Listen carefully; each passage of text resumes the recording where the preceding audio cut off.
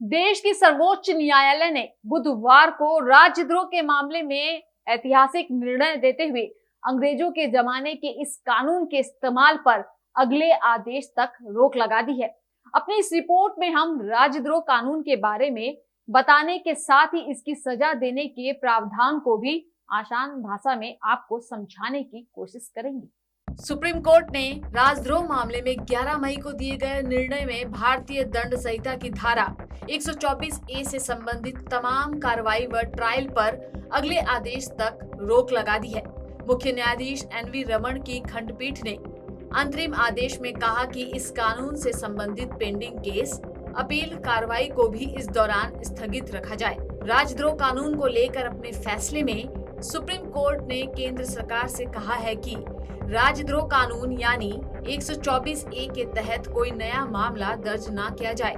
अपने फैसले में सर्वोच्च न्यायालय ने ये भी कहा, जो लोग इस धारा के तहत जेल में बंद हैं, वो जमानत के लिए न्यायालय का दरवाजा खटखटा सकते हैं। तो आइए हम आपको बताते हैं कि राजद्रोह कानून क्या है, ये कब बना और इसके तहत सजा के क्या प्रावधान हैं। राजद्रोह कानून अंग्रेजों द्वारा बनाया गया कानून है। 17वीं शताब्दी में राजद्रोह कानून बनाया गया। 1870 में जेम्स स्टीफन ने राजद्रोह कानून को लेकर संशोधन पेश किया, जिसके बाद इस कानून को भारतीय दंड संहिता में धारा 124 ए को शामिल किया गया। आईपीसी के 124 ए में राजद्रोह कानून का उल्लेख किया गया है।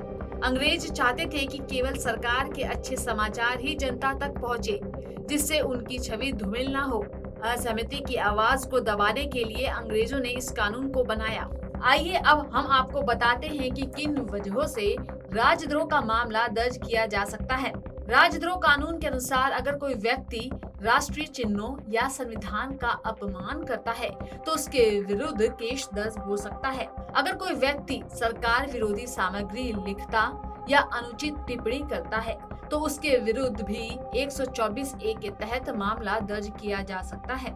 अनुचित अभिव्यक्ति या भाषण जिससे देश में सरकार के विरुद्ध घृणा, असंतोष या उत्तेजना भड़के, उस स्थिति में भी राजद्रोह कानून लागू होता है। अगर कोई व्यक्ति ऐसे संगठनों से जाने अनजाने संपर्क में रहता है या उसको सहयोग देता है तो उसके विरुद्ध भी 124 ए के तहत मुकदमा दर्ज किया जा सकता है। अब आपको ये समझने की आवश्यकता है कि राजद्रोह कानून को लेकर भारतीय दंड संहिता में सजा के क्या प्रावधान हैं। राजद्रोह कानून को भारतीय दंड संहिता में संज्ञेय अपराध की श्रेणी में रखा गया है।